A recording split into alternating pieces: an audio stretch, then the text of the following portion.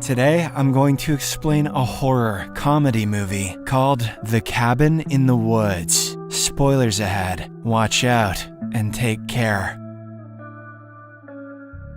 Beneath the Earth's surface lives a cabal of ancient and giant, godlike creatures. The only thing that stops them from coming up and wrecking our societies is regular human sacrifice. It is revealed that several secret laboratories have been established around the world to carry out the process. They find and sacrifice hundreds of young people every month to appease these godlike beings. In one such US laboratory, engineer Steve is complaining about his married life with his colleague Gary. The duo is heading back to their workstations when they are approached by the lab's chief chemist, Lynn. She anxiously reveals that a similar lab in Stockholm has failed its task. It is now up to them and the Japanese lab to fulfill their quota of human sacrifices. Although the men are shocked by the news, they reassure Lynn that they won't mess it up. Elsewhere, at a nearby university campus, Dana prepares her bag for an upcoming weekend trip. She is soon joined by her two close friends, Jules and her boyfriend Kurt. The trio carries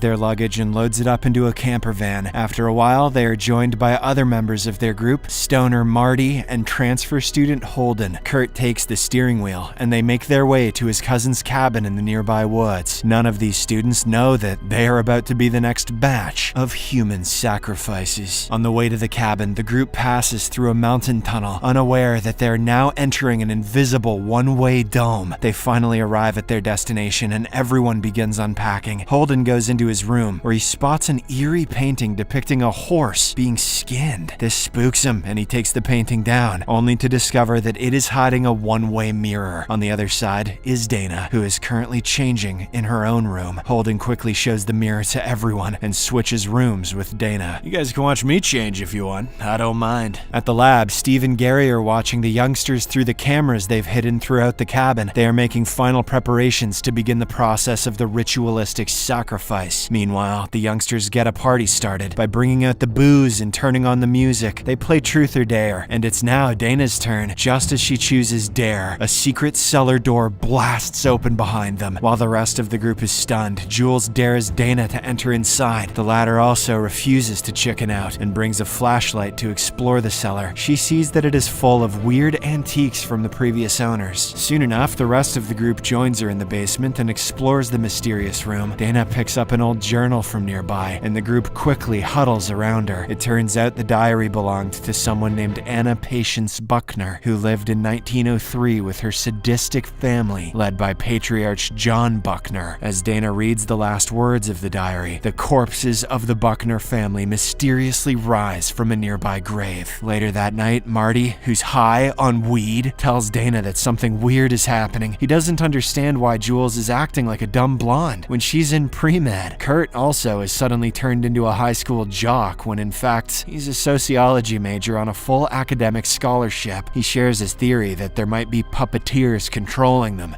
I don't even like weed! But Dana dismisses his points. Meanwhile, the young couple starts making out in the woods, unaware that a room full of men is watching them. The engineers turn on artificial pheromone mists and light the way to a clearing where the couple can have their little outing. Everyone in the lab then watches on as Jules and Kurt make love on the ground. At this romantic moment, the Buckners arrive and stab a dagger into Jules' hands. A horrified Kurt is also impaled through the back, but he manages to punch down one of the corpses. As the scuffle intensifies, Jules runs towards her boyfriend, but she's chained down and dragged by another zombie. Poor Kurt can only watch in horror as the monsters cut off her head with a saw. "I'll save you, but deny where my hammer is." Moments later, the engineers say a little prayer before they turn on an underground mechanism. This drains Jules' blood into a pipeline below the ground that eventually leads to a stone tomb. Back at the cabin, Marty smokes another fatty to keep his mind off the voices that he's hearing. That won't help. He also decides to take a leak outside, but a bloodied Kurt appears on the spot and drags him back into the cabin. Kurt then tells the group that Jules is gone and they should start barricading all the doors and windows. Confused, Dana refuses to oblige and opens the door to look for her friend, but this turns out to be a bad decision as she comes face to face with a horrifying horrifying sight. The zombie of John Buckner is standing on the porch, and he tosses in Jules' severed head. Dana screams in horror as the boys somehow lock down the door. Kurt then tells them that no matter what happens, they have to stay together. "That's not how we like to do it, Scoob." Upon hearing this, Gary presses a button that releases gas through the cabin vents, which lowers human cognition. Kurt inhales the gas and suddenly changes his mind. He tells the group that they should split up so that they cover more ground. Shortly after, a zombie breaks down the front door, forcing the group to separate and hide in their individual rooms. The engineers then press another button which locks all the bedroom doors. Meanwhile, as Marty is closing down a window, he accidentally knocks down a lamp. He stares at the broken lamp and sees a tiny hidden camera in it. A shocked Marty then pulls a long cable hidden within the walls of his room. This makes him realize that his suspicions are correct. Someone is watching them. Unfortunately, before he can inform the others, tragedy strikes. The window behind him bursts open and the corpse of John Buckner drags him outside. Marty fights tooth and nail to save his life. He hits the zombie with his thermos flask and manages to create some separation, but the corpse throws a dagger, which hits Marty in the back. The poor stoner collapses to the ground, screaming for help. Zoinks! But his pleas fall on deaf ears, and the corpse drags him to a nearby grave. Just like before, the engineers open the pipeline and blood is drained into the underground stone tomb. The ground rumbles as the gods accept the second sacrifice. Meanwhile, Dana is trapped and panicking in her bedroom. She grows even more worried as an undead makes its way towards her window. Thankfully, Holden rescues her by breaking the one-way mirror between their rooms. He pulls her to his side, and the duo immediately starts barricading the windows. This is when they find yet another trapdoor on the floor. They realize there is no other way out, so both of them escape through it. As soon as they land underneath, Dana makes a horrifying revelation. They have arrived in the torture room from the journal. The duo starts looking around for a potential exit when suddenly one of the corpses catches Holden through the trapdoor. It pulls him upwards, but Dana manages to stop it by driving a crowbar right into its neck. She then grabs a nearby knife and angrily stabs the undead several times. Right at this moment, a door in the torture room's wall breaks open. The duo braces themselves for the arrival of more zombies, but they get a welcome surprise. Kurt comes through the door and quickly leads them out of the torture room. Once they are outside, they jump into their camper van, and Kurt takes the wheel so they can finally escape this hellhole. The scene abruptly changes, and we get to see that Japan has failed in its sacrifice to the gods. Now it's up to Steve and Gary to fulfill the human sacrifice quota at any cost. The duo's panic only increases when they notice the van is heading towards the mountain tunnel. Gary suddenly remembers that the path is still open and realizes that he has made a mistake. Turns out the demolition team hasn't initiated the explosion due to a technical issue. He thus runs to the pyrotechnics department and fixes the electronic problem himself. Gary finally gets the operation going, and moments later, an explosion erupts above the tunnel. Huge rocks begin to cave in, and the group of survivors are forced to quickly reverse their van. They are now trapped, as the tunnel was their only way out of the woods. However, they realize that there is a chasm between where they are currently standing and a pathway on the other side. Kurt comes up with a plan. He'll take his motorbike that he had attached to the back of the van. He wants to jump to the other side with the motorcycle and then run to the nearest town for help. He backs away and fully revs towards the gap between the two roads. For one moment, it looks like he will safely make it to the other side. Unfortunately, he smashes straight into the invisible force field. Kurt is instantly killed and is thrown into a deep trench together with his wrecked motorcycle. This makes the two remaining friends scream in horror, and they rush back into the camper. They then have a tense conversation during which Dana says that Marty was right all along. Someone is watching and controlling their every move. They will never escape unless they find a way to reveal who's behind this. Unfortunately for them, one of the corpses appears inside the camper. It stabs Holden through the throat with a sharp rod, killing him on the spot. A petrified Dana screams as the camper goes out of control and crashes into a nearby lake. While the vehicle sinks deeper into the water, the zombie tries to grab Dana's leg, but she desperately kicks it in the face and somehow swims to the surface. Back at the lab, all the employees begin celebrating with loud cheers. It turns out that 4 sacrifices are enough to appease the gods. The death of a virgin, in this case Dana, is optional. It doesn't matter whether she lives or dies, as long as she suffers at the hands of the monsters. Meanwhile, Dana drags herself to the banks of the lake and realizes all her friends are dead. But her struggles are far from over, as the zombie that had attacked her in the van emerges out of the lake. It walks towards Dana, who is flat on on her back due to exhaustion and starts strangling her. On the other hand, Gary approaches the demolition team and jokes about almost failing the mission, but the team insists that they didn't get their orders because there was a power glitch in their system. It is obvious that someone has messed up the wires they have hidden in the killing field. Suddenly, the control room's telephone begins to ring and Steve picks it up. The director of the laboratory is on the other side, and she has bad news. It turns out that one of the students besides Dana is still alive, and the ritual hasn't been completed yet. In the meantime, Dana is about to be stabbed, but the zombie suddenly collapses behind her. It turns out to be Marty's doing, who has miraculously managed to stay alive.